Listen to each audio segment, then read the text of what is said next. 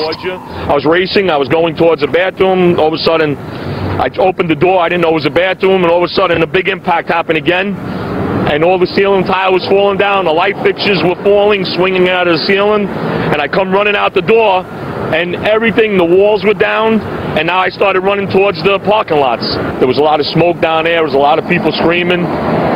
People came with us running up the ramps.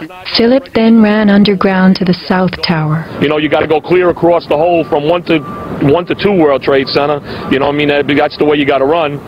And then all of a sudden it happened all over again. Something else hit us to the floor. Right in the basement, you felt it. Walls were caving in. Everything that was going on. I mean, I know of people that got killed in the basement. I know of people that got broken legs in the basement. People that got reconstructive surgery because the walls hit them in the face. Engineer Mike Pecoraro in the 6th sub-basement found the parking garage and machine shop reduced to rubble.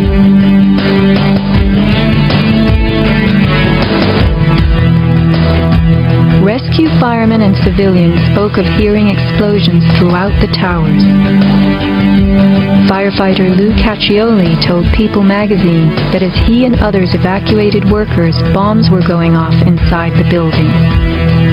Explosions stalled elevators and filled entire floors with smoke and debris. An eyewitness who said there was an explosion on floor 7 8.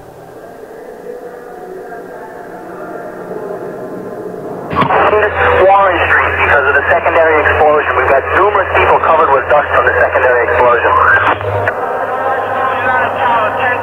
1013, 1012 has had a major explosion and what appears to be a complete collapse surrounding the entire area. Who's involved in the secondary explosion?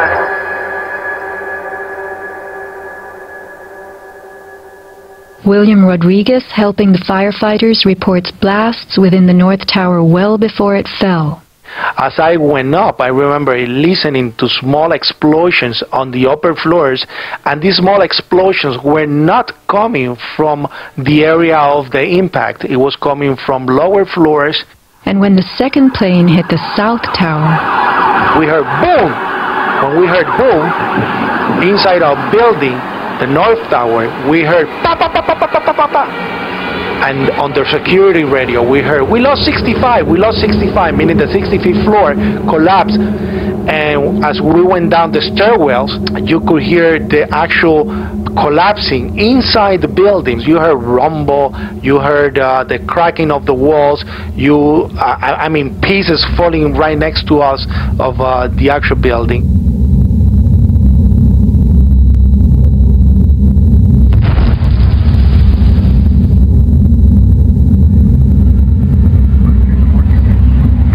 What happened at the base of the towers just before they came down? Smoke appeared at street level.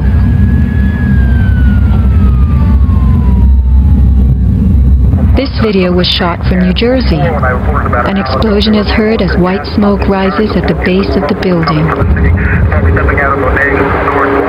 Now people are gathering in large groups. In fact, at one corner, smoke is coming from the city. Stepping out of bodegas north.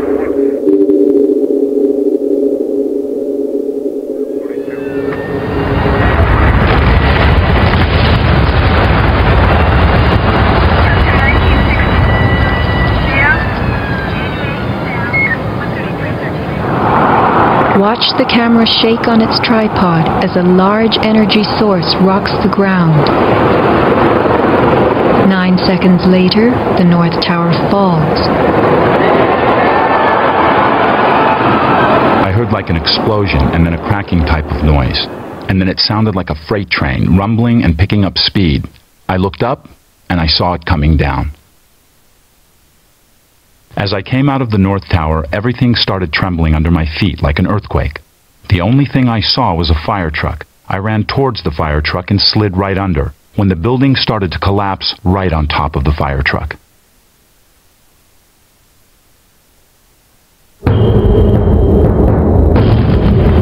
Across the Hudson River, Richard Siegel was filming An Astonishing Day.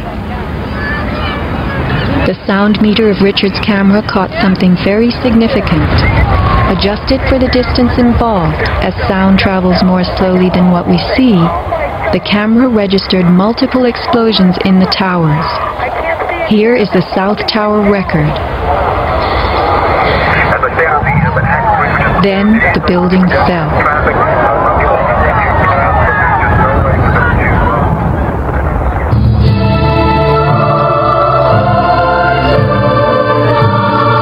Let's look carefully at the collapse itself. Notice the puffs of concrete issuing from the sides of the building well ahead of the collapse wave. Called squibs in demolition language, these are actual explosives, charges firing visibly through the exterior as gravity pulls the building down.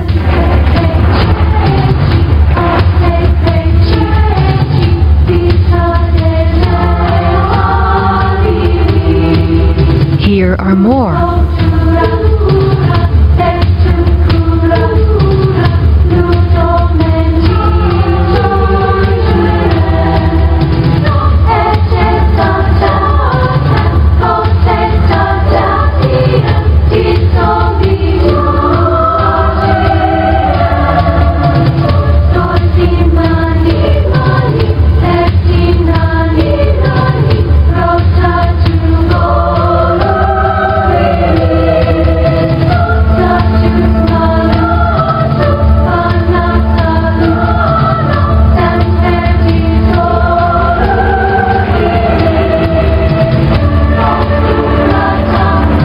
Shattering from the top, engulfed by banana peel plumes, these were no ordinary implosions. The Twin Towers each consisted of 3 multi-story buildings set on top of one another. To sustain the weight of so many floors, the sky lobbies had to be extra heavily reinforced. Watch a big squib coming from the sky lobby band.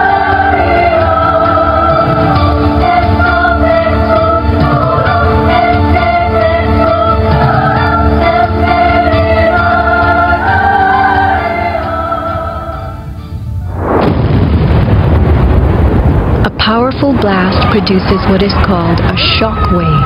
Explosions generate extremely high compressional waves that exceed the limits of surrounding air and space, creating a violent force.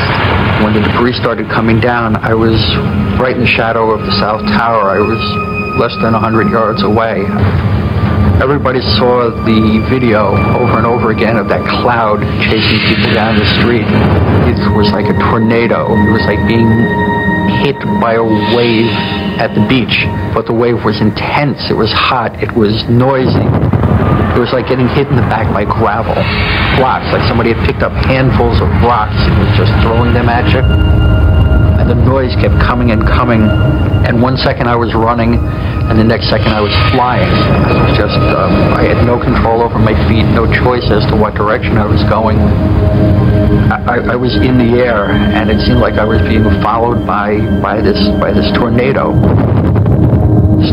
of darkness. The South Tower fell first. This is the shockwave blast as it rocks the tower next door.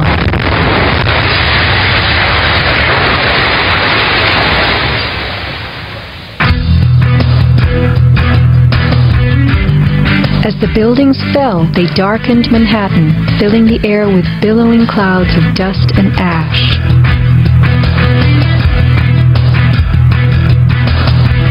What produces these huge, scudding, cauliflower-like masses of slowly moving dust?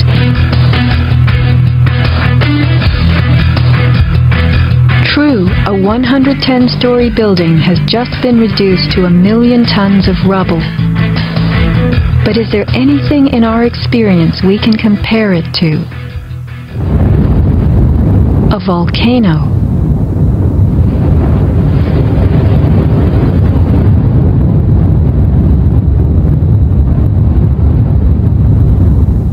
The U.S. Geological Survey website provides us with a definition of a pyroclastic flow as a ground-hugging avalanche of hot gas and debris. The rising gas chimney is clearly visible in this photo of the North Tower implosion with pyroclastic flows between buildings.